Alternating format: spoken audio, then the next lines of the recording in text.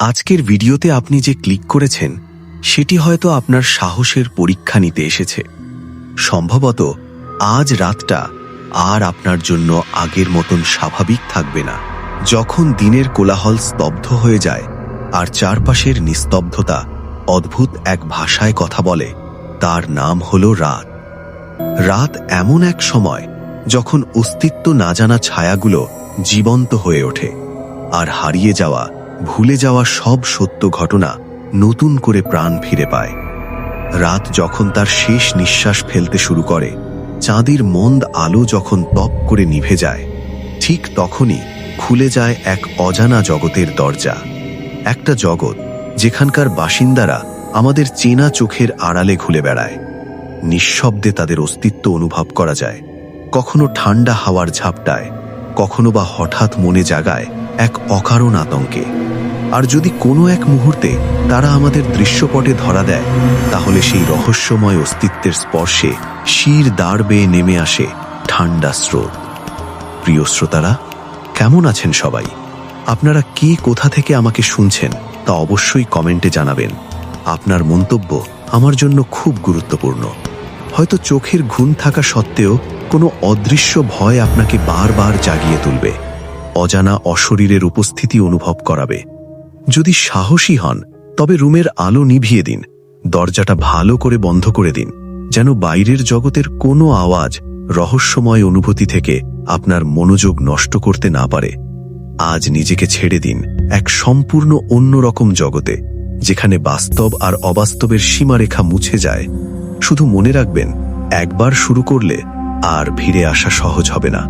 তবে তার আগে আপনার যদি নিজের জীবনে ঘটে যাওয়া কোনো ভৌতিক রহস্যময় অভিজ্ঞতা থাকে, যার ব্যাখ্যা আপনি খুঁজে বেড়াচ্ছেন, অথবা পরিবার থেকে বন্ধুবান্ধবের কাছে শোনা কোনো সত্য ভৌতিক কাণ্ড থাকে যা আপনি গোটা দুনিয়ার সাথে ভাগ করে নিতে চান, তাহলে অবশ্যই স্ক্রিনে দেয়া ইমেল অথবা ভিডিও ডেসক্রিপশনে দেয়া ঠিকানায় পাঠিয়ে দিন। আপনার পাঠানো গল্প দিয়ে শুরু হতে পারে রাতের ডায়েরি চ্যানেলের পরবর্তী পর্বের ভয়।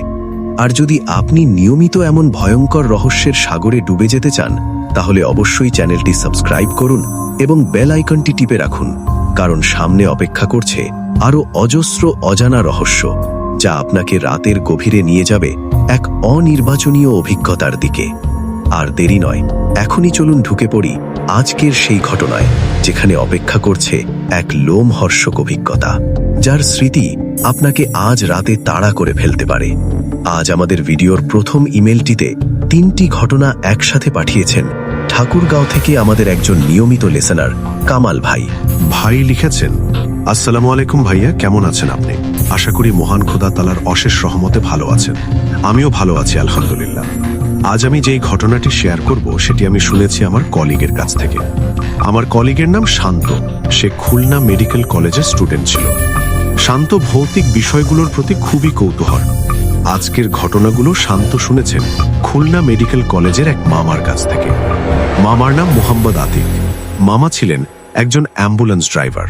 তার জীবনে তিনি একাধিক লোমহর্ষক ঘটনার সম্মুখীন হয়েছেন। আজ তার জীবনের 3টি হাড়হিম করা বাস্তব অভিজ্ঞতা শেয়ার করব। আমি শান্তর মতো করেই বলা শুরু করি। আশা করি ভুল ত্রুটি হলে আপনারা সবাই ক্ষমা সুন্দর দৃষ্টিতে দেখবেন। বলছে, শান্তর আতিক মামা একজন অ্যাম্বুলেন্স ড্রাইভার। এই পেশায় তার মোটামুটি 17 বছর হয়ে গেছে। আর এই 17 বছরে মামার সাথে ঘটেছে অনেক ব্যাখ্যাবিহীন লোমহর্ষক ঘটনা। মামার অ্যাম্বুলেন্স ড্রাইভিং পেশা জীবনের প্রথম ঘটনাটি খুবই ভয়ঙ্কর, যা মামার মনে এমন এক অভিজ্ঞতার বীজ রোপণ করেছে যেটি তিনি এখনো ভুলতে পারেননি। অ্যাম্বুলেন্স ড্রাইভার হিসেবে কাজ করার প্রায় 2.5 থেকে 3 মাস পর তার জীবনের প্রথম ভৌতিক ঘটনাটি ঘটে। মামার ছিল নাইট শিফট।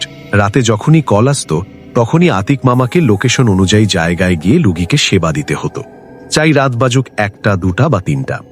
তার সাথে একজন হেল্পারও ছিল। হেল্পারের নাম মাসুদ। মাসুদ ছিল মামার অর্ধেক বয়সী। সবসময় নাইট শিফটে মামার সাথে থাকত। যদিও মামা ছিলেন অ্যাম্বুলেন্স ড্রাইভার, কিন্তু তার কম বেশি মেডিকেল নলেজ ছিল, কারণ প্রায় সময় এমার্জেন্সি কেসে রোগী যদি হাসপাতালে আসার মতো অবস্থায় না থাকত, তাহলে মামা ও তার হেল্পারকেই রোগীর প্রাথমিক ট্রিটমেন্ট করতে হতো। প্রায় প্রতি রাতেই 2 থেকে 3টে এমার্জেন্সি কেস হ্যান্ডেল করতে হতো আতিক মামার। একদিন রাতে হঠাৎ একটি ইমার্জেন্সি কেস আসে। মামার ওই কেসটা শেষ করে আবার অ্যাম্বুলেন্স নিয়ে প্রতিদিনের মতো বসে গল্প করতে থাকে। তখন রাত বাজলো 1:30। সকাল 6টায় তাদের শিফট শেষ হবে। তারা তখন অন্য এমার্জেন্সি কেসের জন্য অপেক্ষা করছিলেন, কিন্তু ওই দিন আর কোনো নতুন এমার্জেন্সি কেস এলো না। তারপর 6টা বাজলে তারা দুজনেই চলে যায়। পরের দিন আবার যথাসময়ে কাজে এসে পড়ে। তাদের নাইট শিফট শুরু হতো 11টা থেকে। আতিক মামার হেল্পার মাসুদ আড্ডা দিচ্ছিল অ্যাম্বুলেন্সের সামনে। হঠাৎ হাসপাতাল থেকে কল এলো। একটি জঙ্গলের ঠিকানা দিয়ে বলা হলো সেখানে 2 জন লোক আছে, একজন মৃত আর অন্যজন ভয়ঙ্করভাবে আহত। আরও বলা হলো যখন তাদেরকে প্রশ্ন করা হলো এ অবস্থা কিভাবে হয়েছে, তখন তারা জবাব দিয়েছিল জঙ্গলে তারা 2 বন্ধু ক্যাম্পিংয়ের জন্য যায় আর তাদের ওপর জঙ্গলি জানোয়াররা আক্রমণ করে। লোকেশনটা ছিল মোংলার কাছাকাছি। আতিক মামা মাসুদকে বললেন তাড়াতাড়ি গাড়িতে বস, এমার্জেন্সি কেস। বেশ দূরের রাস্তা, তাই মামা যত দ্রুত সম্ভব অ্যাম্বুলেন্স চালাতে শুরু করলেন, আর মাসুদ মেডিকেল সরঞ্জামগুলো ভালো করে চেক করছিল। রোগীকে এমার্জেন্সি প্রাথমিক চিকিৎসা দেওয়ার সুবিধার্থে অ্যাম্বুলেন্সের মধ্যে প্রাথমিক পর্যায়ের ব্যবস্থা করা ছিল।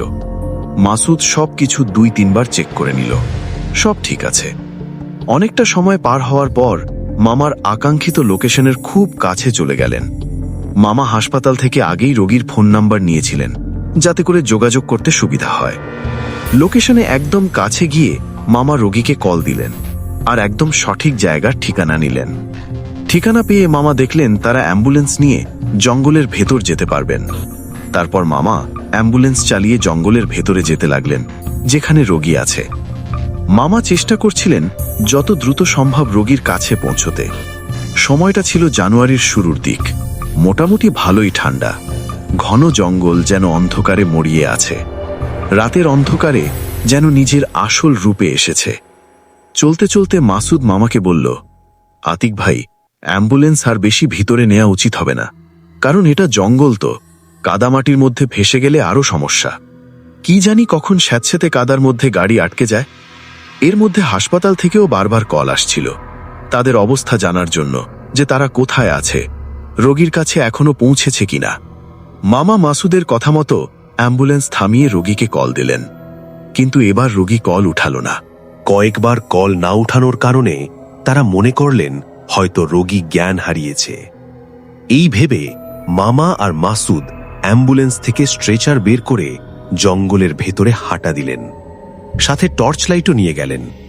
দুজনেই কাঙ্ক্ষিত জায়গার দিক নির্দেশনা মনে করে আগে বাড়ছিলেন।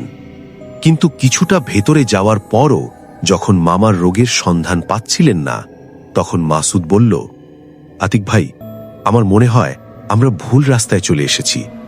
অ্যাম্বুলেন্সে ফিরে গিয়ে হাসপাতালে খবরটা জানানো উচিত, যাতে করে তারা আমাদেরকে আরো সঠিক লোকেশন দিতে পারে। মামা মাসুদের কথায় রাজি হয়ে অ্যাম্বুলেন্সের দিকে যেতে লাগলেন। 2-3 কদম যাওয়ার পর তারা দুজন এক লোকের আওয়াজ শুনতে পারলেন। আওয়াজ শুনে সাথে সাথেই দুজন পিছন ফিরে তাকালেন আর দেখলেন তাদের সামনে আনুমানিক 5-7 গজ দূরে একটা লোক একটি গাছের সামনে দাঁড়িয়ে আছে। তার পরনে লাল কালারের একটি গেঞ্জি আর কালো রঙের একটি প্যান্ট। হাতের ইশারায় লোকটি তাদেরকে ডেকে গাছটির পেছনে চলে যায়। মামা আর মাসুদ মনে করল সেই রোগী, তাই কিছু না ভেবে তৎক্ষণাৎ দ্রুত গতিতে ওই লোকের কাছে গেলেন স্ট্রেচার নিয়ে। তারা যখন দৌড়ে গাছের কাছে গেল, তখন সেখানে কেউ ছিল না। মামার মাসুদ গাছের পেছনে আর আশেপাশে খুঁজে দেখল কেউ নেই। তারা অবাক হয়ে গেল আর ভাবল এটা কি সত্যি ছিল নাকি তাদের মনের ভুল। কিন্তু একসাথে 2 জনের কিভাবে মনের ভুল হতে পারে? মামা আর মাসুদ দুজনে মিলে লোকটিকে আশেপাশে আর গাছের পেছনে খুঁজতে লাগল। সাথী চিৎকার করে বলছিল সে যদি তাদের আওয়াজ শোনে তাহলে তাদেরকে সাড়া দিতে। তারপর খুঁজতে খুঁজতে 3-4 মিনিট পর তারা এই লোকটির আওয়াজ আবার শুনতে পেল আর লোকটিকে দেখতেও পেল। লোকটি এবারও এক গাছের দিকে হাঁটতে হাঁটতে তাদেরকে ডাকছে। মামা আর মাসুদ এবার লোকটিকে ভালোভাবেই দেখলেন। লোকটির কাছে কিছুই ছিল না। তারা যখন কাছে যাচ্ছিল তখন দেখে মনে হলো তার কন্ডিশন একদম ঠিক। সে ভালোভাবেই হাঁটাচলা করছিল, গায়ে কোনো রক্তের ছিটা ফোটাও ছিল না। মামা আর মাসুদ যেতে যেতে লোকটি দৌড়াতে শুরু করল। তারাও লোকটির পেছনে দৌড়াচ্ছেন। দৌড়াতে দৌড়াতে লোকটি একসময় ঝোপঝাড়ের ভিতরে চলে গেল। সেখানে বড় বড় গাছ। আতিক মামা আর মাসুদও সেখানে গেলেন আর দেখল গাছগুলোর সামনে ক্যাম্পিংয়ের টেন্ট লাগানো, আর নিভু নিভু আগুন জ্বলছিল টেন্টের সামনে কিছু কাঠের মধ্যে। ওইখানে ক্যাম্পিংয়ের জিনিসগুলো ছড়িয়ে ছিটিয়ে ছিল। তারা এদিক ওদিক তাকিয়ে লোকটিকে দেখার চেষ্টা করছিল, কিন্তু লোকটি সেখানে নেই। তাদের কাছে লোকটির আচরণ খুবই অদ্ভুত লাগলো। তারা ভাবছিলেন লোকটি এমন কেন করছে, সাহায্যের জন্য ডেকে তামাশা শুরু করেছে। এমন সময় মামার চোখে পড়ল টেন্টের পিছন দিকে পড়ে থাকা একটি মরদেহের উপর। পরে তিনি দৌড়ে গিয়ে পালস চেক করে দেখলেন সে মারা গেছে, আর তার সমস্ত শরীরে আঁচড় কাটার দাগ। আঁচড়গুলো দেখে মনে হলো কোনো জঙ্গলি হিংস্র পশু এই আঁচড়গুলো দিয়েছে, আর তার পেটের নাড়িভলিগুলো অর্ধেক বাহিরের দিকে। মামার হিসেবে লোকটি মারা গিয়েছে প্রায় 3 থেকে 4 ঘন্টারও আগে। মৃত ব্যক্তির সমস্ত রক্ত বের হয়ে শরীর ফ্যাকাশে হয়ে গেছে। হাসপাতাল থেকে দেওয়া তথ্য অনুযায়ী এখানে 2 জন লোকের থাকার কথা, যাদের মধ্যে একজন মৃত আর অন্যজন আহত। মামা বুঝতে পারলেন এটি সে মৃত ব্যক্তির দেহ, আর যে ব্যক্তি আহত ছিলেন সে অনুপস্থিত। মাসুদ আর আতিক মামা আহত লোকটির জন্য চিৎকার করে আওয়াজ দিতে থাকলেন, কিন্তু কোনো সাড়া শব্দ পেলেন না। তারা সন্দেহ করলেন এতক্ষণ যে লোকটি তাদেরকে অ্যাম্বুলেন্সের কাছ থেকে নিজের পিছে পিছে এই পর্যন্ত নিয়ে এসেছেন, সেই হয়তো 2 জনের মধ্যেই আহত লোকটি। মামার মাসুদ মরাদেহ স্ট্রেচারে উঠিয়ে আহত লোকটিকে আশেপাশে খুঁজতে লাগলেন। মাসুদ একটি ছোপের সামনে ওই লাল গেঞ্জি পরা লোকটিকে দেখতে পেলেন, কিন্তু মৃত অবস্থায়। তাড়াতাড়ি আতিক মামাকে ডেকে বলল, মামা মামা এদিকে আসেন। মামা ছুটে ওইদিকে গেলেন। গিয়ে দেখলেন জঙ্গলে ঢুকে সর্বপ্রথম তারা যে লোকটিকে দেখেছিল সেই লোকটি, কিন্তু তখন তো সে জীবিত ছিল। তাদেরকে পথ দেখিয়ে টেন্ট পর্যন্ত নিয়ে এলো, আর সম্পূর্ণ সুস্থ ছিল। তাহলে এখন তার দেহ এমন নিথর হয়ে পড়ে আছে কিভাবে? তার পেটও ঠিক একইভাবে ছিন্ন ভিন্ন করা, নাড়ি ভুঁড়ি বের হয়ে গেছে, আর পা দুটো শরীর থেকে আলাদা হয়ে গেছে। দেখে মনে হচ্ছিল তার মৃত্যু 3 থেকে 4 ঘন্টা আগে হয়েছে। কিন্তু এটা কিভাবে সম্ভব? একটু আগেও যে লোকটাকে দুজনেই দেখেছে সুস্থ অবস্থায়, এখন তাকে দেখে মনে হচ্ছে তার মৃত্যু অনেক আগেই হয়ে গেছে। তার একটা হাত ভাঙা ছিল, আর অন্য হাতে ছিল মোবাইল কানের কাছাকাছি। এরকম দৃশ্য দেখে মামা মাসুদের দিকে আর মাসুদ মামার দিকে তাকিয়ে রইল, আর নির্বাক হয়ে পড়ল। তারা ভাবল এতক্ষণ পর্যন্ত তাদেরকে এক মরাদেহ নিজের সঠিক লোকেশনে নিয়ে এসেছে। এরকম এক বিব্রতকর ভয়ঙ্কর পরিস্থিতিতে পড়ে দুজনেই হতভম্ব হয়ে পড়লেন। ওইদিকে হাসপাতাল থেকে তাদের খবর জানতে কলের ওপর কল আসছিল, কিন্তু কল ধরে তারা কি বলবে? তারা যে ঘটনার প্রত্যক্ষদর্শী হয়েছে তাকে হাসপাতালে বললে আদৌ কেউ বিশ্বাস করবে? কিন্তু জবাবদিহি দিতেই হবে। তাই আতিক মামা হাসপাতালে কল দিয়ে যেই কিনা সমস্ত ঘটনা খুলে বলবেন, ঠিক ওই সময় মাসুদ মামার থেকে ফোনটা এক প্রকার ছিনিয়ে নিয়ে বলল, ডাক্তার সাহেব, আমরা এখানে পৌঁছানোর আগেই তারা 2 জন মারা গেছে।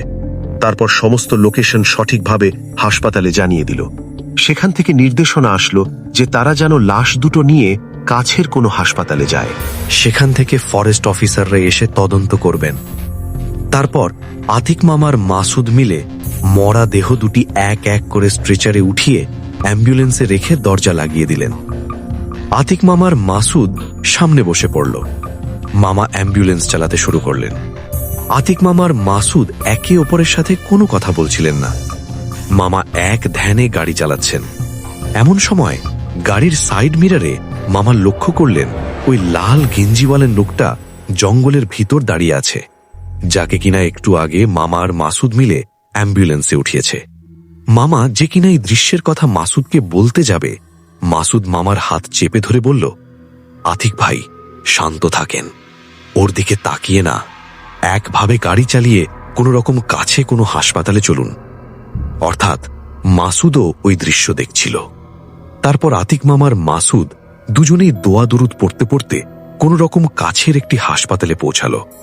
লাশ দুটো স্টাফদের কাছে বুঝিয়ে দিয়ে দ্রুত অ্যাম্বুলেন্স নিয়ে ফিরে এলো, কিন্তু হাসপাতালের কাউকে কিছু বললেন না।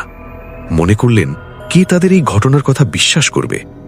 অন্যদের কাছে তো এটি কাজে ফাঁকি দেওয়ার জন্য একটি গল্প মাত্র, কিন্তু আতিক মামা আর মাসুদের সাথে তাদের জীবনে প্রথমবার এরকম কিছু ঘটে। তারা তাদের নিজে চোখে এরকম অপ্রত্যাশিত তুমুল হর্ষক কোনো দৃশ্য দেখতে পাবেন কখনোই ভাবেননি। দুজনের মনে অজানা অনেক প্রশ্ন, যার কোনো উত্তর তাদের কাছে নেই, আর তা অন্যদের কাছে শুধুমাত্র ভিত্তিহীন এক গল্প। এটা ছিল মামার জীবনে ঘটা প্রথম ভৌতিক ঘটনা।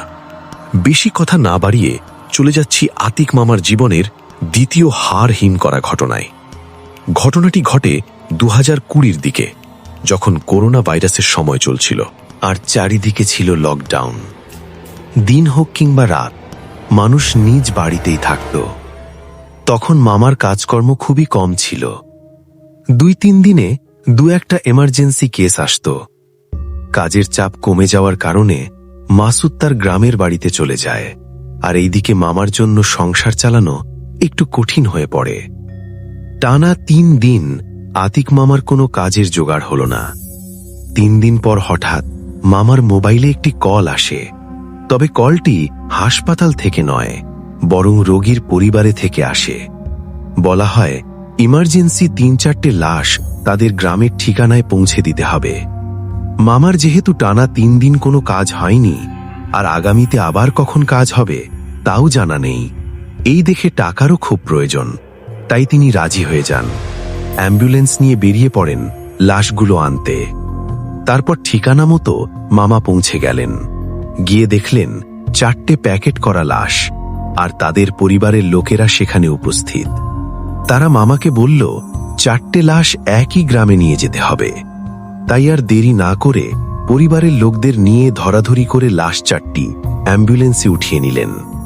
লাশগুলোর পরিবারের কিছু লোক আলাদা গাড়িতে করে অ্যাম্বুলেন্সের পিছে পিছে আসছিল, কিন্তু ওই অ্যাম্বুলেন্সে মামাও 4টে লাশের সাথে একাই ছিলেন।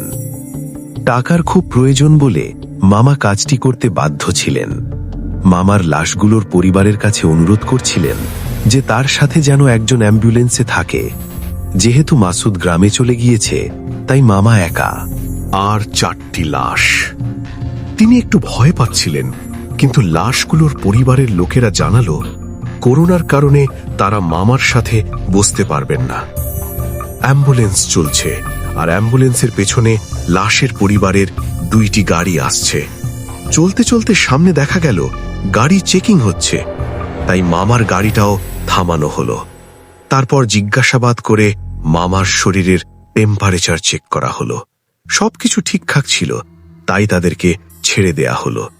আবার অ্যাম্বুলেন্স চলতে শুরু করলো, কিন্তু লাশের পরিবারের লোকগুলো যে গাড়ি দুটোতে ছিল, সেই গাড়ি দুটি পুলিশ আটকে ফেলল।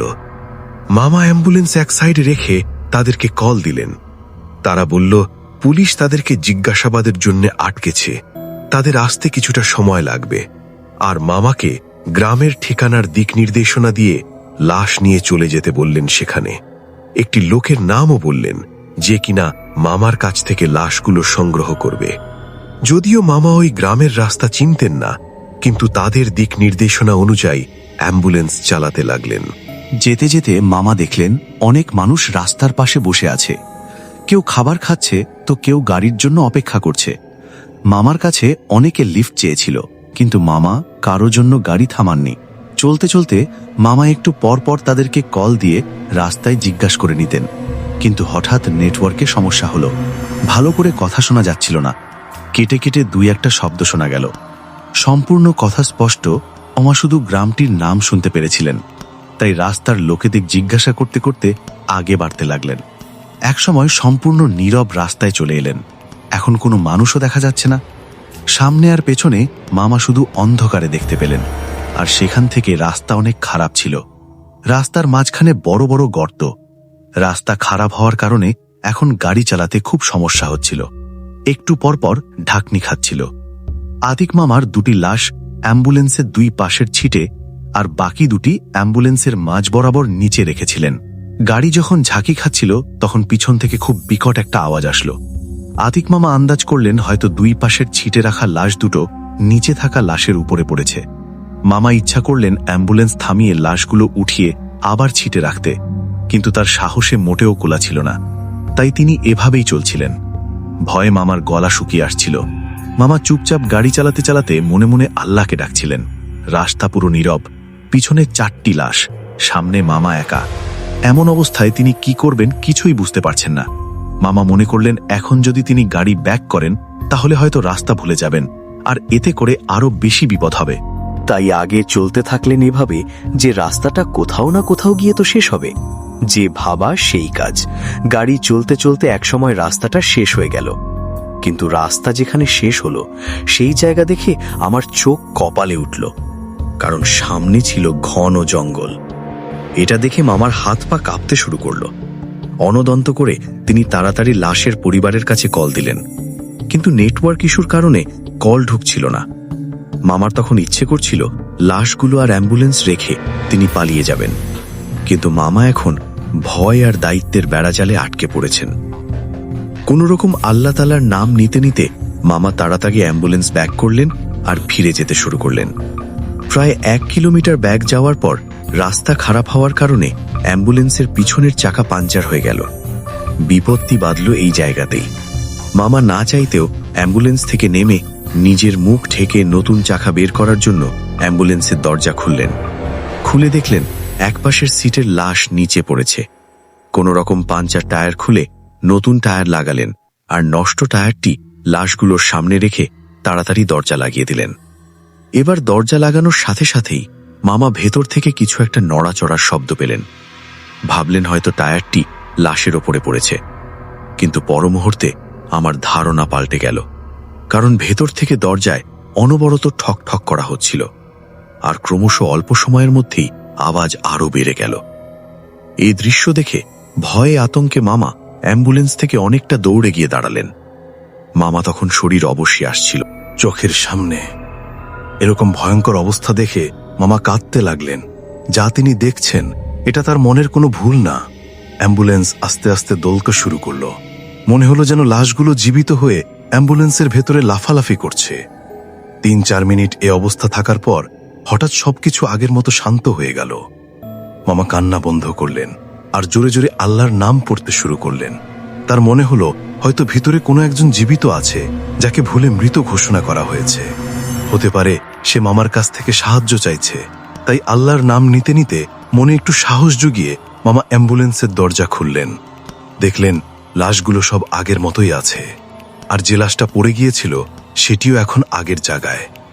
এ দৃশ্য দেখে মামা যেন নড়াচড়ার শক্তি হারিয়ে ফেলেছেন। কি করবেন কিছুই বুঝতে পারছেন না। তার সাথে কি হচ্ছে এগুলো?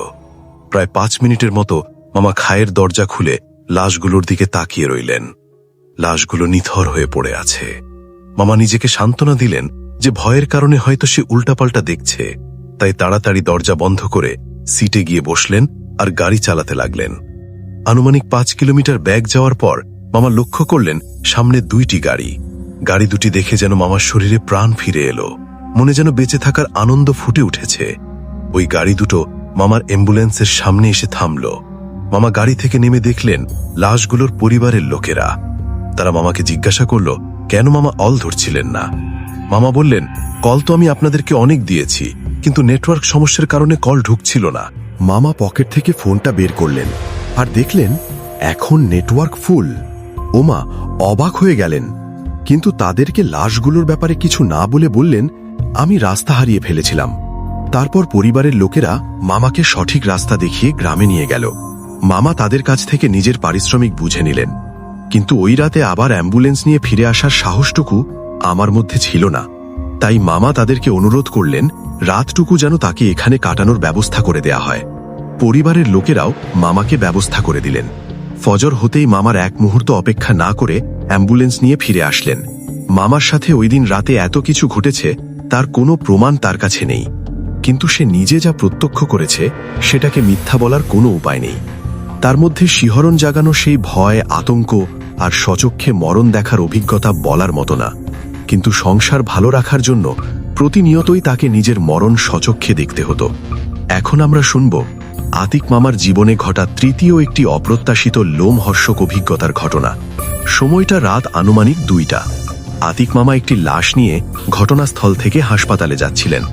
তখন তার সাথে মাসুদ ছিল, যে ব্যক্তি এখন লাশ হয়ে পড়ে আছে। একটু আগেও সে গাড়ি চালাচ্ছিল, আর অ্যাক্সিডেন্ট করে পরিণত হয় লাশে। সে খুব স্পিডে ড্রাইভিং করছিল, আর একসময় নিয়ন্ত্রণ হারিয়ে এক বিশাল গাছের সাথে ধাক্কা লেগে ঘটনাস্থলে মৃত্যুবরণ করে। মামা নিজেই তার লাশটি গাড়ি থেকে বের করে অ্যাম্বুলেন্সে উঠিয়ে নিলেন। মামা দেখছিলেন তার অর্ধেক শরীর একেবারে ক্ষতবিক্ষত হয়ে গেছে, হাত পা কাটা পড়েছে। ঘটনাস্থল যেন তার রক্তের স্যাঁতজাতে হয়ে আছে। তার কোমর থেকে মাথা পর্যন্ত একসাথে প্যাকেট করা, আর হাত পা আলাদা প্যাকেটে। খুব বিভৎস এক দৃশ্য। এমন মরণ আল্লাহ কাউকে না দেখুক। ঘটনাস্থল থেকে হাসপাতালের দূরত্ব মোটামুটি 5 কিলোমিটারের মতো। ঘটনাস্থল থেকে মামার অবস্থান সবচাইতে কাছের হওয়ায় সবার আগে এমার্জেন্সি সেবা দেওয়ার জন্য আতিক মামা আর তার হেল্পার মাসুদেরই যাওয়া হয়। ঘটনাস্থলে আরও কিছু মানুষ আহত অবস্থায় আছে। অন্য অ্যাম্বুলেন্স প্রায় অর্ধেক রাস্তায় এসে পড়েছে সাহায্যের জন্য, আর টুকটাক মেডিকেল সেবা দেওয়ার জন্য মাসুদকে সেখানে রেখে আসতে হয়। আতিক মামা একাই অ্যাম্বুলেন্স করে ওই অর্ধেক লাশ নিয়ে হাসপাতালের দিকে রওনা দেন।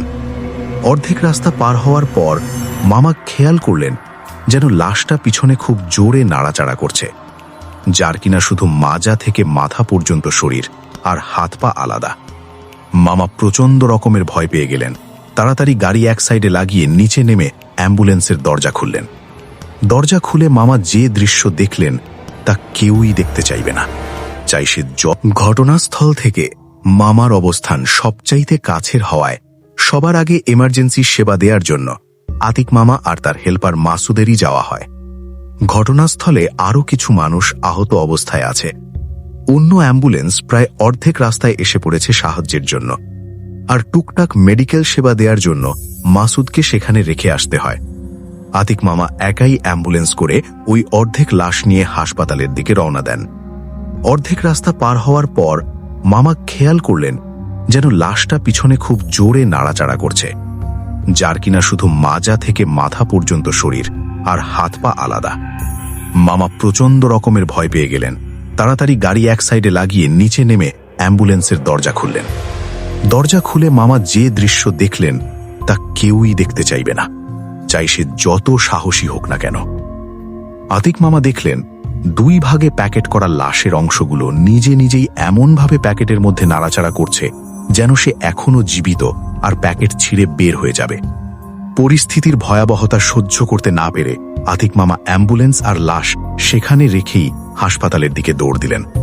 দৌড়াতে দৌড়াতে যখন মামা হাসপাতালে পৌঁছালেন তখন স্টাফদের সবকিছু বললেন, কিন্তু কেউই মামার কথায় বিশ্বাস করল না। মামা অন্য আরেকটি অ্যাম্বুলেন্স নিয়ে ড্রাইভার সহ তার অ্যাম্বুলেন্সের জায়গায় পৌঁছালেন, কিন্তু কাছে গেলেন না। তার সাথে থাকা অন্য অ্যাম্বুলেন্স ড্রাইভারকে পাঠালেন। সে গিয়ে দেখল সবকিছুই স্বাভাবিক, লাশগুলো জায়গা মতো ঠিকঠাক আছে।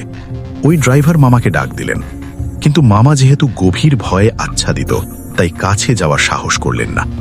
কিন্তু ওই ড্রাইভার বারবারই মামাকে জোড়াজোড়ি করছিলেন, তাই একসময় মোটামুটি বাধ্য হয়ে মামাকে তার অ্যাম্বুলেন্সের সামনে যেতে হয়। গিয়ে দেখলেন যেভাবে যে প্যাকেট রেখেছিলেন ঠিক সেভাবেই প্যাকেটগুলো নিজ নিজ জায়গায় নিথর হয়ে পড়ে আছে। ড্রাইভার মামাকে বলল, আরে এরকম মনের ভুল হয়। মামা অনেক বোঝানোর চেষ্টা করলেন যেটা তার মনের ভুল ছিল না, তিনি যা দেখেছেন তা সত্যিই তার সাথে ঘটেছে, কিন্তু কিছুতেই ড্রাইভারকে বিশ্বাস করাতে পারলেন না। তারপর মামা নিজের অ্যাম্বুলেন্সে চড়ে লাশটিকে হাসপাতালে নিয়ে আসলেন আর ডাক্তারদের বুঝিয়ে দিলেন। এমন সময় মাসুদও চলে এসেছিল হাসপাতালে। মাসুদকে দেখে মামা দৌড়ে তার কাছে গেলেন। মামার বিশ্বাস তার সাথে আজ যেটি ঘটেছে তা মাসুদকে বললে সে অবশ্য বিশ্বাস করবে, কারণ এর আগেও মাসুদ আর মামা একসাথে এরকম ভৌতিক অভিজ্ঞতা অর্জন করেছে। আতিক মনু মাসুদকে সবকিছু খুলে বললেন। মাসুদ মামার এক একটি কথা বিশ্বাস করল আর অভয় দিয়ে বলল, আতিক ভাই, আমাদের কাজটাই এমন, যে পর্যন্ত তারা নিজেরা এরকম বিভৎস অভিজ্ঞতা অর্জন না করবে ততক্ষণ পর্যন্ত তাদেরকে এসব বিশ্বাস করানো অসম্ভব। যা আমাদের সাথে ঘটেছে তা তাদের জন্য শুধুই গল্প। তারপর ওই দিনের মতো ডিউটি শেষ করে মাসুদ মামাকে বাড়ি পৌঁছে দিয়ে নিজেও বাড়িতে চলে যায়। এই ছিল মামার জীবনে ঘটে যাওয়া অসংখ্য ভৌতিক ব্যাখ্যাহীন ঘটনার মধ্যে থেকে 3টি অপ্রিয় অভিজ্ঞতা। আজকের ভিডিওতে চতুর্থ ঘটনাটি শুরু করছি চট্টগ্রাম থেকে আসা একটি ইমেলের ঘটনা দিয়ে। ঘটনাটি পাঠিয়েছেন একজন ভাইয়া। সঙ্গত কারণে ভাইয়া নিজের নাম আর ঘটনার লোকেশন শেয়ার করবেন না। ঘটনাটি তার নিজের সাথেই ঘটে। ভাইয়া রেখেন একজন অ্যাম্বুলেন্স ড্রাইভার, নাম আলাউদ্দিন, ছদ্মনাম। ভাইয়ের সাথে এই ঘটনাটি ঘটার পর তিনি অ্যাম্বুলেন্স ড্রাইভিং পেশাটি সব সময়ের জন্য ছেড়ে দেন।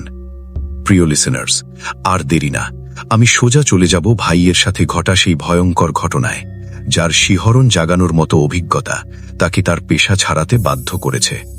বলছেন আলাউদ্দিন ভাই, আমার বাবা ছিলেন একজন অ্যাম্বুলেন্স ড্রাইভার।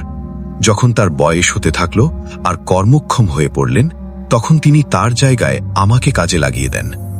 তখন আমার বয়স ছিল 24 বছর। অ্যাম্বুলেন্স ড্রাইভিংয়ের পেশায় প্রথম আমার খুবই সমস্যা হতো। ভিন্ন ভিন্ন জায়গায় ভিন্ন রকমের লাশগুলো দেখতে দেখতে আমি ডিপ্রেশনে চলে যেতাম। কখনো কোনো লাশকে হাসি মুখে দেখলে, কখনো দেখতাম চিন্তা গম্ভীর মুখে। এক একটা লাশের চেহারায় যেন এক একটি রহস্য। বেশিরভাগ জোয়ান ছেলেদের লাশ নিয়েই আমার কাজ ছিল। বাচ্চা, মহিলার, বৃদ্ধাদের লাশও বহন করতাম। এক একজনের মৃত্যু এক এক রকম। কারো কারো দেহ দেখলে মনে হতো বিভৎসতার চরমে হয়তো এই লাশটি। এসব দেখতে দেখতে আমার খাওয়া দাওয়া আর শরীরের স্বাস্থ্যের অবনতি হয়ে যেত। সারাদিন চোখের সামনে ঘুরে বেড়াতো লাশ আর লাশ। কখনো কোনো লাশের দেহ আধা কাটা, পুড়ে ছাই হওয়া, মুখের থেতলে যাওয়া, অ্যাক্সিডেন্টে সম্পূর্ণ শরীর দুমড়ে মুচড়ে যাওয়া, বা মাথা, মগজ ও পেটের নাড়ি ভুরে বেরিয়ে যাওয়া লাশ উদ্ধার করতে হতো। তাদের এরকম অবস্থাগুলো কখনোই চোখ বা মন থেকে মুছতে পারতাম না। কিন্তু এত কিছু সত্ত্বেও পরিবারের হাল ধরার জন্য কাজ চালিয়ে যাই। শত বাধা বিপত্তি আর নিজের ভয়কে উপেক্ষা করে প্রতিদিন কাজে বেরোতাম। আমার সাথে একজন হেল্পার ছিল, নাম মামুন, ছদ্মনাম। মামুন আমার আগে থেকেই এই কাজ করে। তার নানান রকমের অভিজ্ঞতা আছে আর সাহস হেভি। আমার আর মামুনের শিফট ছিল রাতে। আমার জন্য সবচাইতে কঠিন ছিল লাশ উঠিয়ে গাড়িতে রাখা আর এক একটা লাশের বিভৎস অবস্থা নিজের চোখে দেখা। শুরুর দিকে যখন আমি কাজ করতাম, তখন আমার সাথে ভয়ঙ্কর কোনো ঘটনা ঘটেনি।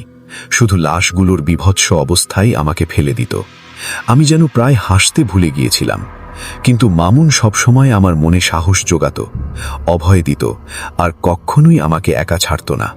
সে খুবই কঠিন প্রকৃতির ছিল, যেন ভয় তাকে স্পর্শ করতে পারে না। অবশ্য তার এরকম অভ্যাসের কারণ একসময় আমি জানতে পারি। একদিনের ঘটনা, একটি সিলিন্ডার গ্যাসের দোকানে বিস্ফোরণ হয়। এ যেন বোমা ফাটার মতো অবস্থা। সেখান থেকে আমাদেরকে ইমার্জেন্সি কল করা হয়। কল আসার পর সাথে সাথেই আমি আর মামুন অ্যাম্বুলেন্স নিয়েই ঘটনাস্থলে ছুটে যাই। সেখানে গিয়ে দেখি চারিদিকে আগুন দাউ দাউ করে জ্বলছে। এ যেন কোনো ছবি দৃশ্য, যেখানে দুর্বৃত্তরা বোমা ফাটিয়েছে। আমাদের অ্যাম্বুলেন্স সহ আরও অনেক অ্যাম্বুলেন্স চলে এলো।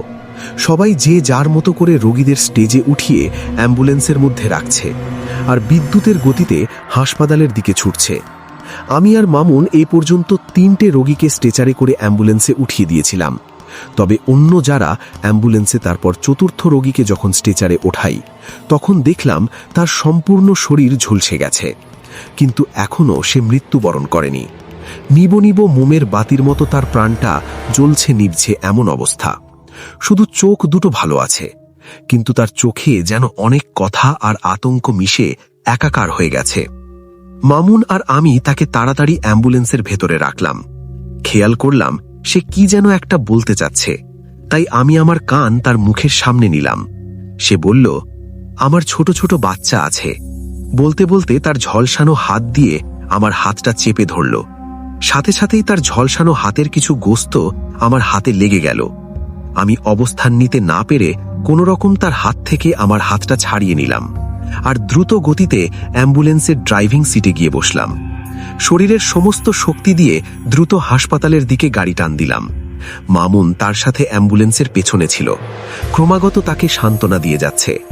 রোগীর প্রতি আমার মায়াও হচ্ছিল, তাই বারবার পিছন ফিরে দেখছিলাম জীবিত আছে কিনা।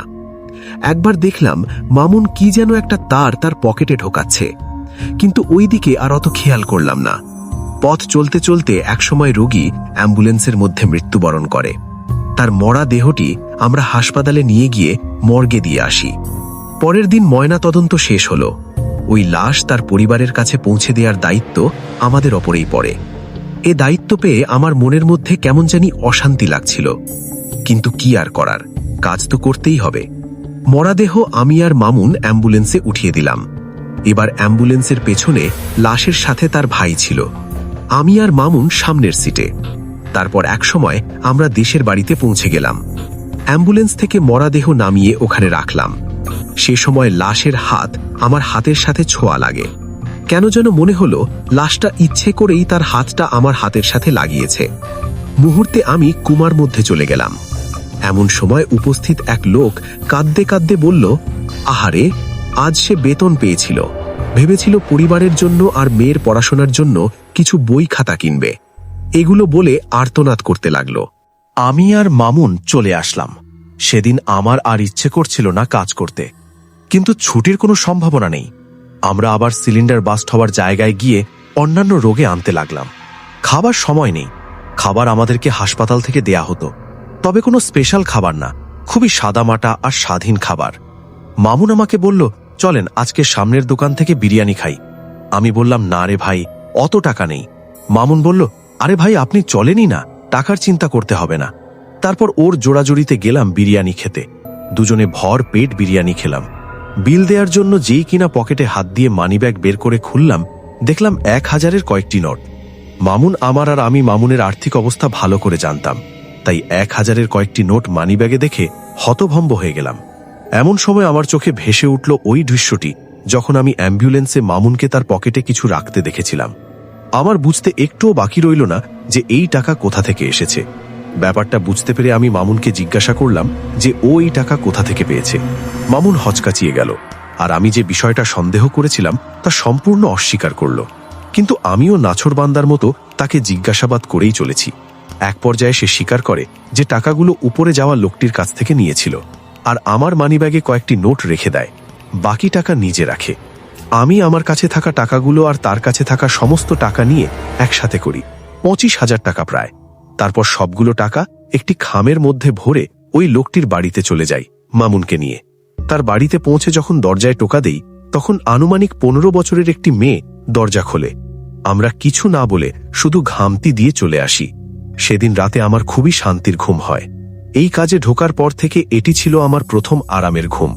তবে পরের দিন আমি হাসপাতালে কথা বলে মামুনকে পরিবর্তন করে অন্য এক হেল্পারের জন্য আবেদন করি, কারণ আমি এই কাজে অনেক নৃশংসতা দেখেছি, কিন্তু মামুনের কাজের মতো এমন হীনমনোভাব সেদিন প্রথম দেখেছিলাম। হাসপাতাল থেকে আমার অনুরোধ মেনে নেওয়া হয়, আর আমাকে একজন নতুন হেল্পার দেয়া হয়। তার নাম রহিম, ছদ্মনাম। কিন্তু এখন আমি রহিমের উপর নজর রাখতাম সব সময়। ভাবতাম সেও কিনা আবার মামুনের মতো কোনো কাণ্ড ঘটায়। তারপর রহিমের সাথে কাজ করতে করতে আমার বেশ দীর্ঘ সময় কেটে যায়, কিন্তু সেরকম কিছু কখনোই চোখে পড়ে না। রহিমকে অনেক মাসুম মনে হতো। সে সবসময় আমার সাথে তার মৃত বাবার কথা বলতো আর তার জন্য দোয়া করত। বাবার কাছ থেকে শেষ স্মৃতি হিসাবে রহিমের কাছে একটি কলম ছিল। সবসময় সেই কলমটি দেখত আর বাবাকে মনে করতে থাকত। রহিমের পড়াশোনা করার অনেক ইচ্ছে ছিল, কিন্তু দায়িত্ব তাকে আর পড়তে দিল কোথায়। ধীরে ধীরে আমি তাকে বিশ্বাস করতে শুরু করলাম। সেও আমাকে সর্বক্ষণ ভাই ভাই করত। একদিন আমরা এক লাশ আনতে যাই, মহিলার লাওয়ারিশ লাশ। আমরা পৌঁছে দেখলাম মহিলার ঘরের মধ্যেই তার লাশ, চোখ দুটি খোলা। মহিলার আশেপাশের লোকজনেরা কল দিয়েছিল। সেখানে পুলিশ উপস্থিত। পুলিশ জিজ্ঞাসাবাদ আর কিছু ফর্ম্যালিটি পুরা করার পর আমরা লাশ নিয়ে অ্যাম্বুলেন্সে উঠি। বেশ অনেকটা সময় দেরি হয়ে গেছে ফর্ম্যালিটি পূরণ করতে করতে। আমি স্পিডে গাড়ি চালাতে লাগলাম। রহিম আর আমি একে অপরের সাথে কোনো কথা বলছিলাম না। অ্যাম্বুলেন্স চালাতে চালাতে একসময় কিছু একটার সাথে এত জোরে গাড়ি ঝাঁকি গেল যে আমার আর রহিমের মাথা অ্যাম্বুলেন্সের ছাদের সাথে বাড়ি খেল, আর মহিলার লাশটাও স্ট্রেচার থেকে অর্ধেক নিচে নেমে গেল। আমি তাড়াতাড়ি গাড়ি থামিয়ে মাথায় হাত বোলাতে বোলাতে নিচে নামলাম, দেখার জন্য যে কিসের সাথে গাড়ি এত জোরে ঝাঁকে লাগলো। আমার সাথে সাথে রহিমও নামল। আমি গাড়ির নিচে উকে মেরে দেখলাম কিছুই নেই, কিন্তু কিছুই না থাকলে এরকম ঝাঁকি কিভাবে লাগলো? রহিমও গাড়ির আশেপাশে ভালো করে দেখছিল। কিন্তু ইতিমধ্যে আমি যা লক্ষ্য করলাম, ভাগ্যেশ রহিম তা দেখেনি।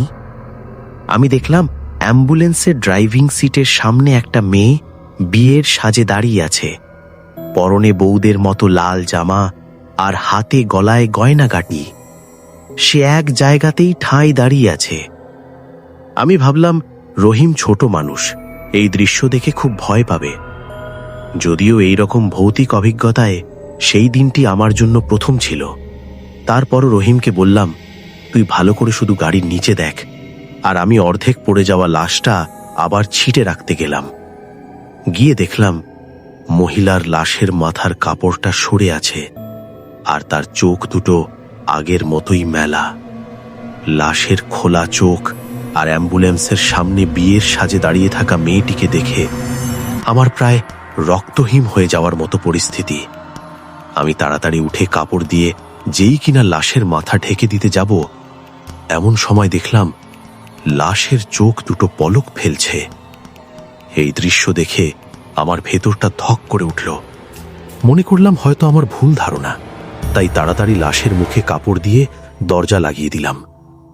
এমন সময় রহিম ভয়ার্থ কণ্ঠে আমাকে ডেকে বলল, ভাই ভাই, অ্যাম্বুলেন্সের সামনে বউ।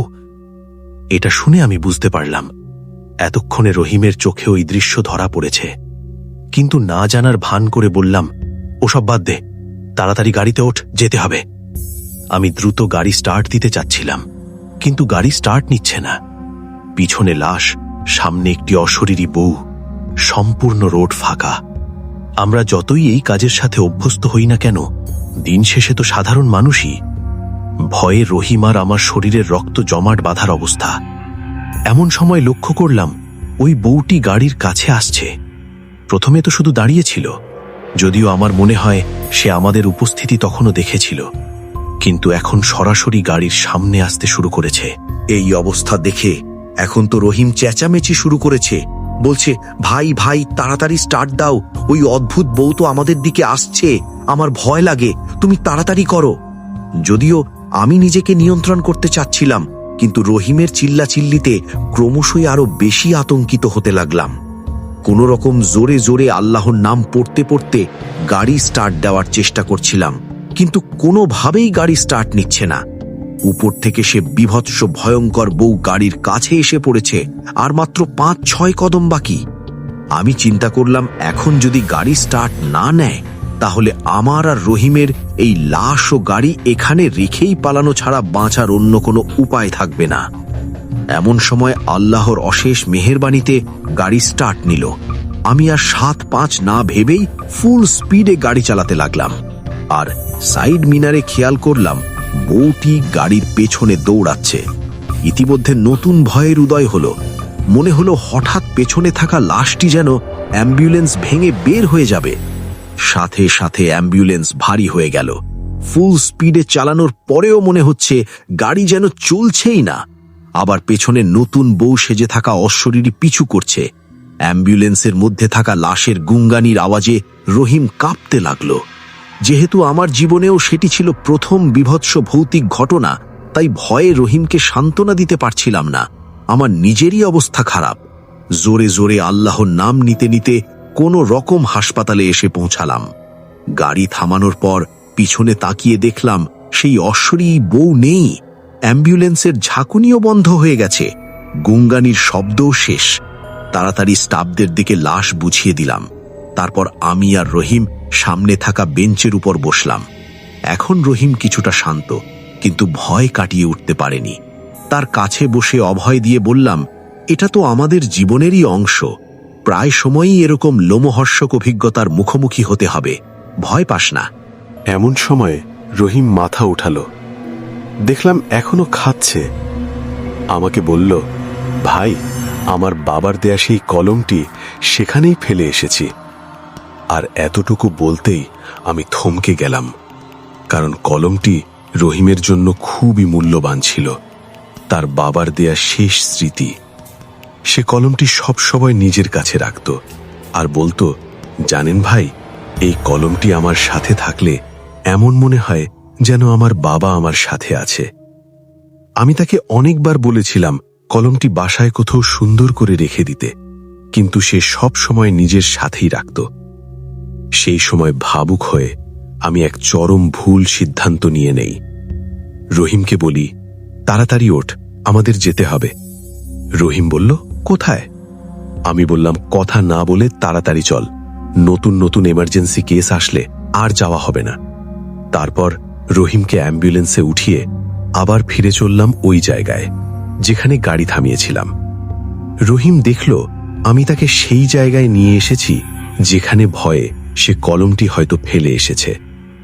আমি বললাম, এখন নাম আর তাড়াতাড়ি চল, দুজনে মিলে কলম খুঁজি, আমার মনে হয় এখানে পেয়ে যাব। দুজনেই খুঁজতে আরম্ভ করলাম। 2-3 মিনিট খোঁজার পর কলমটি আমি খুঁজে পেলাম। পেয়ে আলহামদুলিল্লাহ বলে রহিমকে ডাকলাম। আমার হাতে কলমটি দেখে রহিম আবার কান্না করে দিল। আমি বললাম, এখন কান্নার সময় নেই, তাড়াতাড়ি গাড়ির কাছে চল। আমরা গাড়ির দিকে যাচ্ছিলাম, এমন সময় দেখলাম ওই অসহারীর বউ আমার দিকে তাকিয়ে আছে। এবার আমার সাথে সাথে রহিমও দেখেছে। আমরা গাড়ি থেকে 5-6 কদম দূরে, আর অসহারীটি একদম আমাদের গাড়ির কাছে। আমরা সেখানে থমকে দাঁড়িয়ে গেলাম আর আশেপাশে দেখতে থাকলাম। হঠাৎ আমার নজরে পড়ল আমাদের পেছন দিকে কিছুটা দূরে একটা গাড়ি দাঁড়িয়ে আছে, যেটা কলম খোঁজার ধ্যানে আগে চোখে পড়েনি। আমি রহিমকে বললাম, যত দ্রুত সম্ভব হয় আয়াতুল কুরসি পড়তে পড়তে ওই গাড়ির দিকে দৌড় দে। আমি আর রহিম তৎক্ষণাৎ আয়াতুল কুরসি পড়তে পড়তে ওই দিকে দৌড় দিলাম। একেবারের জন্য আমরা পিছন ফিরে দেখিনি। গাড়ির সামনে এসে আমি জানালায় ঠকঠক করতে শুরু করলাম। দেখলাম ভিতরে মধ্যবয়সী এক ভদ্রলোক অচেতনের মতো হয়ে পড়ে আছে। এতবার শব্দ দেওয়ার পরও গাড়ি না খোলা আমি একসময় জানালা দিয়ে হাত ঢুকিয়ে দরজা খুলে ফেলি। তারপর কোনো রকম তাকে রহিমের সাহায্যে পিছনের সেটে শুইয়ে দিয়ে রহিমকে আমার সাথে সামনের সেটে বসে হাসপাতালের দিকে গাড়ি ছুটালাম। প্রতিমধ্যেই রহিমকে বললাম তার পালস চেক করতে। আশঙ্কা করেছিলাম সে হার্ট অ্যাটাক করেছে। রহিম বলল, ভাই এখনো জীবিত আছে। আর সামনে একটা বড়সড় ব্যাগ ছিল। আমি রহিমকে বললাম, ব্যাগটা খুলে দেখ। রহিম ব্যাগটা খুলে দেখল 1000 টাকার বান্ডিল দিয়ে ব্যাগটা ঠেসে ভরা। আমরা অবাক হয়ে গেলাম। তারপর ব্যাগটা আবার লাগিয়ে দিলাম, আর লোকটার ফোন বা পরিচয় পাওয়া যায় এমন জিনিস খুঁজতে বললাম রহিমকে। রহিম খুঁজতে খুঁজতে ভিজিটিং কার্ড পেল। আমি বারবার সাইড মিরারে দেখছিলাম, এবারও সে বিভৎস অশরীর গাড়ির পেছনে দৌড়াচ্ছে। তবে স্বাভাবিকভাবে নয়, এবার সে কুকুরের মতো দৌড়াচ্ছে। 2 হাত আর 2 পা মাটিতে দেখে যেভাবে কুকুর দৌড়ায় ঠিক সেভাবে। বললাম, তুই শুধু সামনে দেখবি, পিছনে তাকাবি না। আরও জোরে জোরে আয়াতুল কুরসি পড়তে শুরু করলাম। একসময় আল্লাহ তাআলার মেহেরবানিতে হাসপাতালে এসে পড়লাম, আর তাড়াতাড়ি লোকটির জন্য চিকিৎসার ব্যবস্থা করি। আমরা ভিজিটিং কার্ডে থাকা নাম্বারে কল দিলে তার পরিবারের খোঁজ জানতে পারি। তারপর লোকটির কথা তার পরিবারের মানুষদেরকে জানিয়ে দিই। তারা তৎক্ষণাৎ হাসপাতালে চলে আসেন। কিছুক্ষণ পরে ডাক্তাররা জানালো সে হার্ট অ্যাটাক করেছিল, তবে এখন সুস্থ আছে। যখন লোকটির পরিবার এসেছিল, আমরা তখনই টাকার ব্যাগটা তাদের বুঝিয়ে দেই। তারা আমাদের প্রতি খুবই কৃতজ্ঞতা প্রকাশ করে। যখন আমরা শুনি লোকটির জ্ঞান ফিরে এসেছে, তখন তার পরিবারের সাথে আমি আর রহিমও যাই, আর জানতে পারি তিনি বড় ব্যবসায়ী, টাকা নিয়ে বাড়ির দিকে যাচ্ছিলেন। এমন সময় রোডে এক নতুন বউকে তার গাড়ির সামনে এসে পড়তে দেখে ব্রেক মারেন, আর ব্রেক মারার পর দেখেন সামনে কেউ নেই। আবার যেখানে তিনি গাড়ি স্টার্ট দিবেন, ঠিক ওই সময় ওই অশরীর বউ আবার তার গাড়ির ঠিক সামনে এসে মুখের ঘোমটা ওঠায়। তিনি দেখতে পান অশরীর বিভৎস চেহারা, চোখের কুটুরি দুটো খালি, ঠোঁট বলতে কিছু নেই, চোয়াল দেখা যাচ্ছে। লোকটির দিকে এক ধ্যানে তাকিয়ে বিভৎসভাবে হেসে যাচ্ছে। সেই ভয়ঙ্কর লোমহর্ষ দৃশ্য সহ্য করতে না পেরে হার্ট অ্যাটাক করেন। লোকটি যখন জানতে পারে আমরা তাকে হাসপাতালে নিয়ে এসেছি আর আমাদের সাথেও একটা ঘটনা ঘটেছিল, তখন সে রহিমের পড়াশোনার দায়িত্ব নেন আর ভালো এক জায়গায় কাজের ব্যবস্থাও করে দেন, এবং আমার হাতে 2 লক্ষ টাকা দিয়ে বলেন, আজ তোমরা আমার যে সাহায্য করেছো তার সামনে এটা কিছুই না, তুমি এটা রাখো, না করো না। ভদ্রলোকের জোড়াজড়িতে আমি আর না করতে পারলাম না। রহিমের সাথে আমি কাজ করছি প্রায় 4 বছর হয়ে গিয়েছিল। এখন তার পড়াশোনার ব্যবস্থা হয়েছে আর নতুন কাজেরও, তাই আমাকে ছেড়ে যেতে হবে। সে এভাবে প্রবণ হয়ে কান্নায় ভেঙে পড়ল। আমি তাকে জড়িয়ে ধরে সান্ত্বনা দিলাম আর বললাম, আরে বেটা, তোর তো ভবিষ্যৎ ভালো হয়েছে, কান্না করিস কেন? যখন ইচ্ছা আমার সাথে দেখা করতে আসবি, আর আমিও তোকে দেখতে যাব। এবার পড়াশোনা করে বড় অফিসার হ। সেই ঘটনার পরে আমি বুঝতে পারলাম, আল্লাহ যাকে রাখেন তাকে পৃথিবীর কোনো পরাশক্তি ক্ষতি করতে পারে না। সেদিন আবেগে নেওয়া আমার সিদ্ধান্তটি তখন ভুল মনে হলেও এখন আল্লাহ তাআলার শুকরিয়া আদায় করি। সেই রাতের ঘটনা যেহেতু আমার জীবনে প্রথম ভৌতিক ঘটনা ছিল, তাই আমি প্রচণ্ড রকমের ভয় পেয়ে যাই আর সিদ্ধান্ত নিই কখনোই আর অ্যাম্বুলেন্স ড্রাইভিং পেশায় ফিরে যাব না, কারণ জানের মায়া তো আমারও আছে। ওই ভদ্রলোকের দেয়া 2 লাখ টাকা দিয়ে ছোট্ট একটি খাবারের দোকান দেই, আর আল্লাহর রহমতে দোকান খুব ভালোই চলতে শুরু করে। এখন আমার নিজেরই বিশাল একটি খাবারের হোটেল হয়েছে। রহিম এখনো আমার সাথে দেখা করতে আসে। রক্তের কোনো সম্পর্ক না থাকলেও ভালোবাসার সম্পর্কে আমি তাকে নিজের ছোট ভাই মনে করি, আর সে আমাকে তার বড় ভাই। এভাবেই শেষ হয় আমার অ্যাম্বুলেন্স ড্রাইভারের পেশা। চলে যাচ্ছি পঞ্চম অর্থাৎ শেষ ঘটনায়। আমাদের আজকের ভিডিওটার শেষ ঘটনা যে ভাইয়া ইমেল করে পাঠিয়েছেন, তিনিও নাম প্রকাশে অনিচ্ছুক, কারণ তার সাথে এই ঘটনাটি যেই মালিকের কাজ করার সময় ঘটেছিল তিনি এখনও সেখানে চাকরিতে আছেন, আর সঙ্গত কারণে ভাইয়া লোকেশনগুলো শেয়ার করতে নিষেধ করেছেন। প্রিয় লিসনার্স, আপনাদেরকে আর অপেক্ষা না করিয়ে চলে যাচ্ছি আজকের শেষ ঘটনায়, শেষ ভয়ঙ্কর অভিজ্ঞতার দিকে। ঘটনাটি আমি ঠিক সেভাবেই পড়ে শোনাচ্ছি যেভাবে ভাইয়া ইমেলে লিখে পাঠিয়েছেন। বলছেন, ভাইয়া, আমার নাম মোহাম্মদ রাসেল, ছদ্মনাম। পেশা জীবনে আমি একজন অ্যাম্বুলেন্স ড্রাইভার। অ্যাম্বুলেন্স ড্রাইভার হিসেবে আজ কাজ করছি প্রায় 9 বছর ধরে। আমার সাথে আছে একজন হেল্পার যার নাম আরিফ, ছদ্মনাম। আমরা দুজনেই প্রায় একই বয়সের, দুজনেই নাইট শিফটে কাজ করি।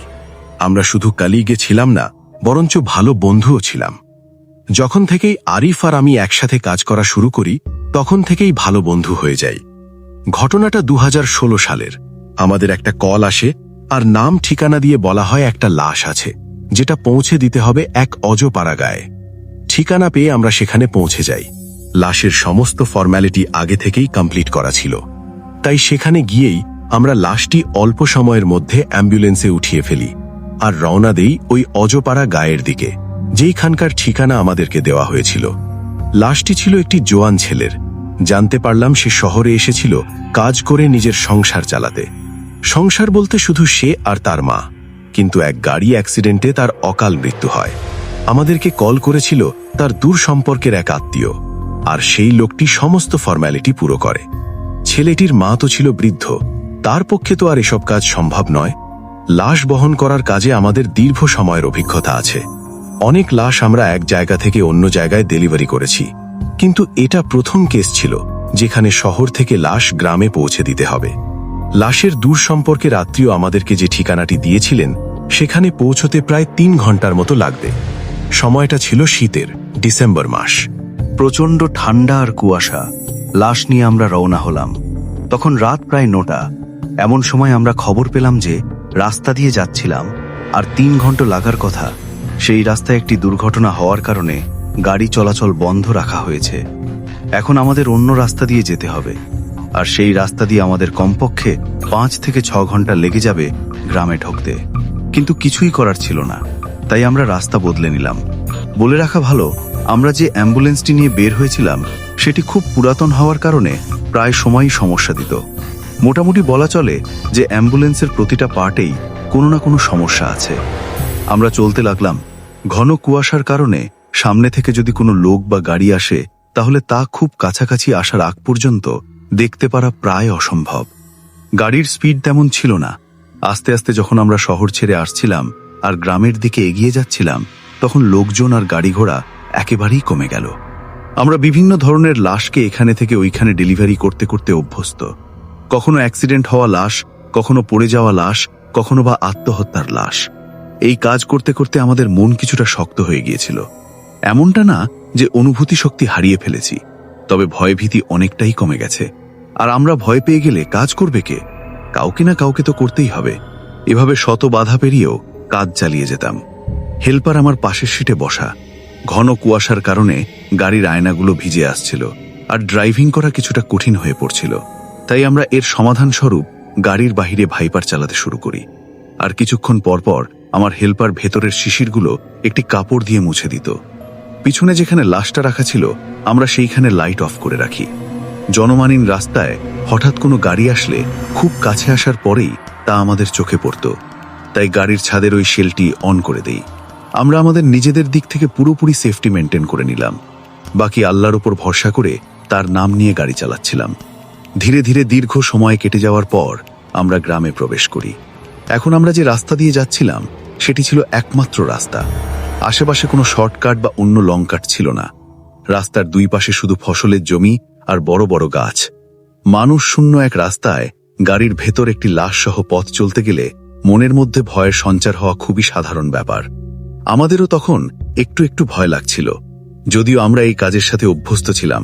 কিন্তু অন্যান্য সময় লাশের পরিবারের কেউ না কেউ লাশের পাশে থাকতই, আর শহরের ভিতরে লাশ এক জায়গা থেকে অন্য জায়গায় পৌঁছে দিতাম। কিন্তু এইবার প্রথম লাশ নিয়ে এক অজপাড়া গায়ে যেতে হবে, আর লাশের পরিবারের মধ্যে কেউ নেই। শুধু এবার গাড়ি চালাতে অনেক কষ্ট হয়ে যাচ্ছিল। বারবার পাথরে ঝাঁকি খাচ্ছিল গাড়ি, তারপরও কষ্ট করে চালিয়ে যাচ্ছি। এমন সময়ে হঠাৎ শব্দ হলো টায়ার পাঞ্চার হয়ে যাওয়ার। সাথে সাথে গাড়ি থামালাম। আমি আর আমার হেল্পার নিচে নামলাম।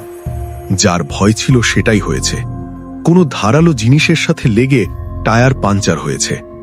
আমি বলেছিলাম আমাদের অ্যাম্বুলেন্সটি এমনিতেই ছিল খুব পুরনো, আর প্রায় প্রতিটি পার্টে কোনো না কোনো সমস্যা ছিল।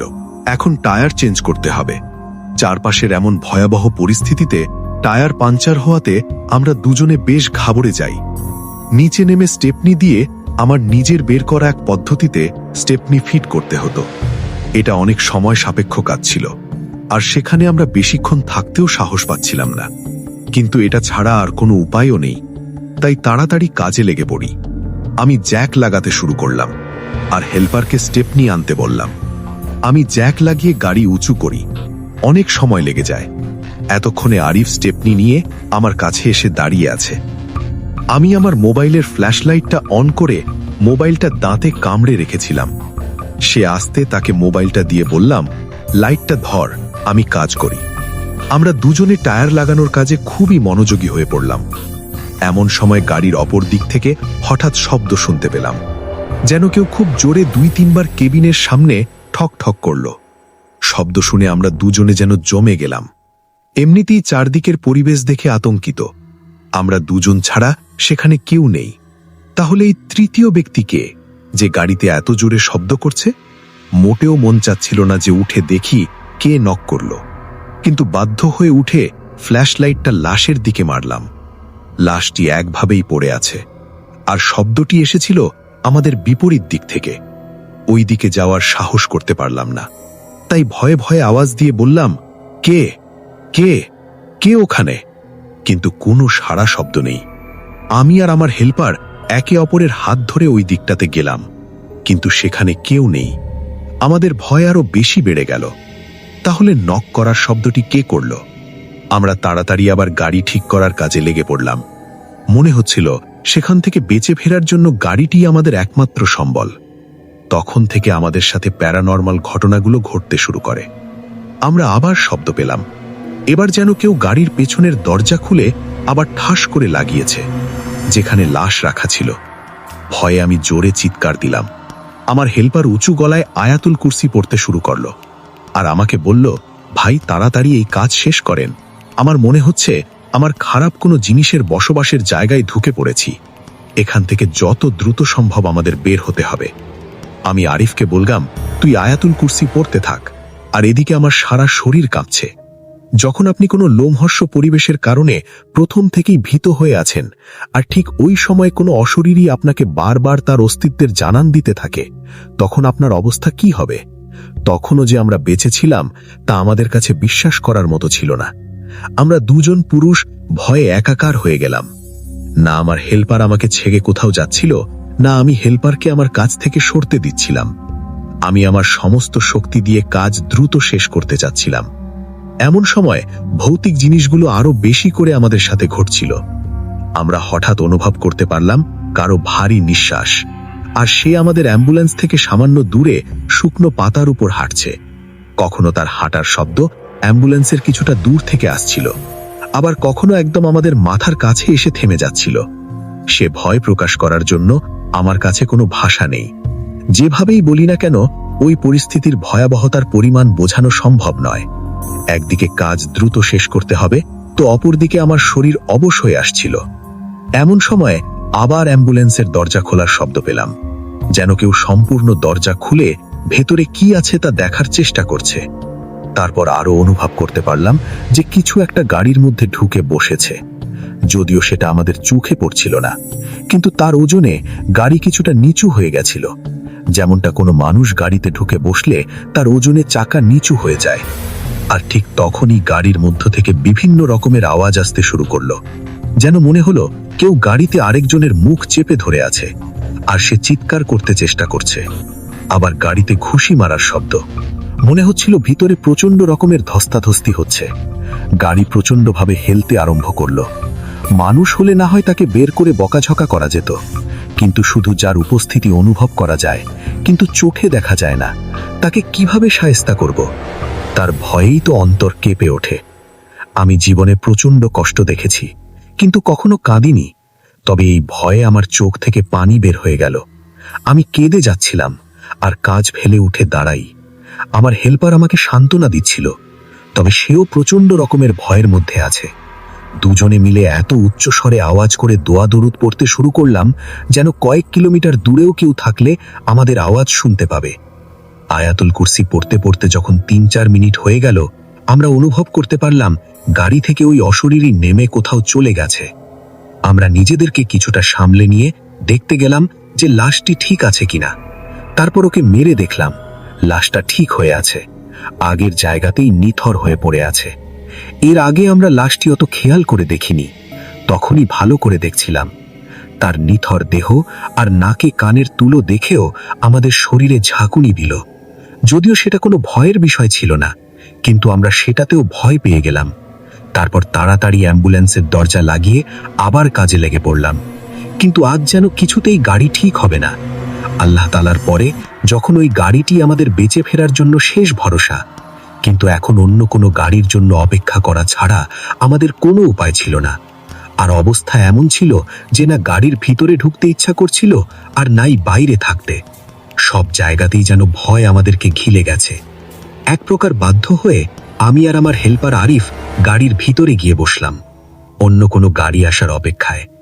কাউকে কল করে যে সাহায্য চাইব, ফোনে একটু নেটওয়ার্কও ছিল না, আর কেউ কল ধরলেই বা কোন ঠিকানা দেব? আমরা তো জানিও না এখন কোথায় আছি।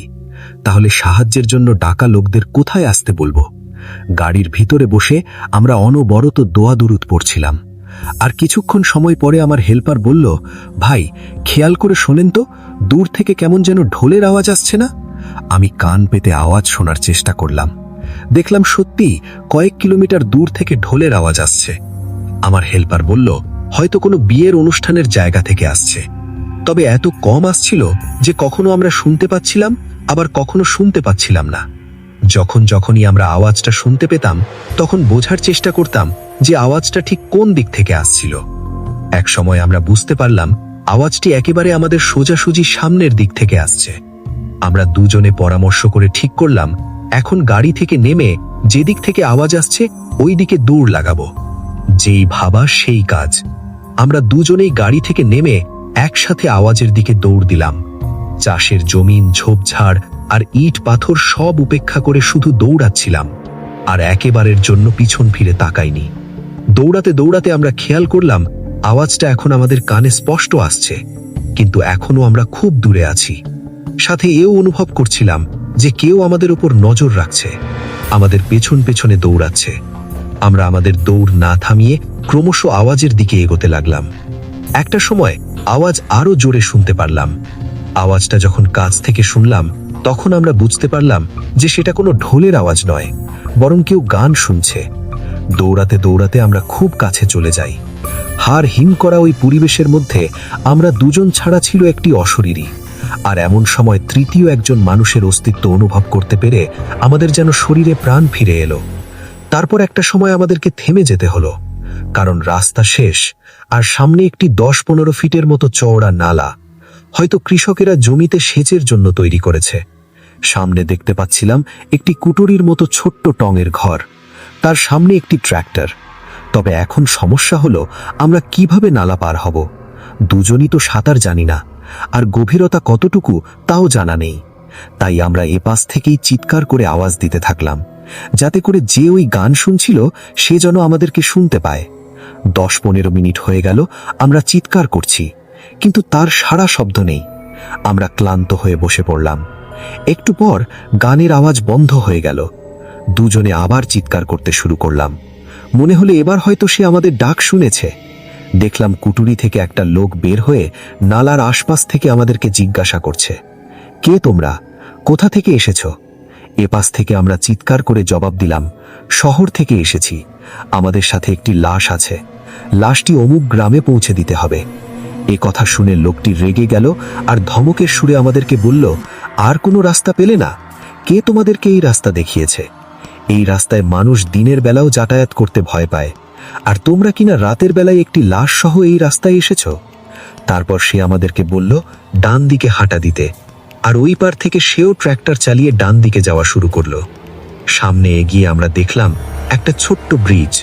লোকটি ট্র্যাক্টর নিয়ে ব্রিজ পার করে আমাদের কাছে আসলো। আমরা যেন নতুন জীবন ফিরে পেলাম। সে নিজে নিজেকে সম্পূর্ণভাবে চাদরে ঢেকে রেখেছে। রাখবেন না কেন? প্রচণ্ড শীত। আমাদের ব্যাপার আলাদা, কারণ আমরা তো প্রাণের ভয়ে ছুটে বেড়াচ্ছি। শীত বা গরম কোনোটি আমাদের গায়ে লাগছে না। সে আমাদেরকে বলল, আজকের রাতটা আমার বাড়িতে কাটাও, কাল সকালে চলে যেও। আমরা তাকে আবার বললাম, আমাদের সাথে একটি লাশ আছে, তাড়াতাড়ি সেটাকে পৌঁছে দিতে হবে। লাশের কথা শুনে লোকটি আমাদেরকে বললেন, ঠিক আছে, তাহলে চলো তোমাদের অ্যাম্বুলেন্সের কাছে যাই। আমরা তাকে জানালাম যে আমাদের অ্যাম্বুলেন্স নষ্ট হয়ে গেছে। সে বলল, আমার কাছে গাড়ি ঠিক করার কিছু সরঞ্জাম আছে, সেগুলো হয়তো তোমাদের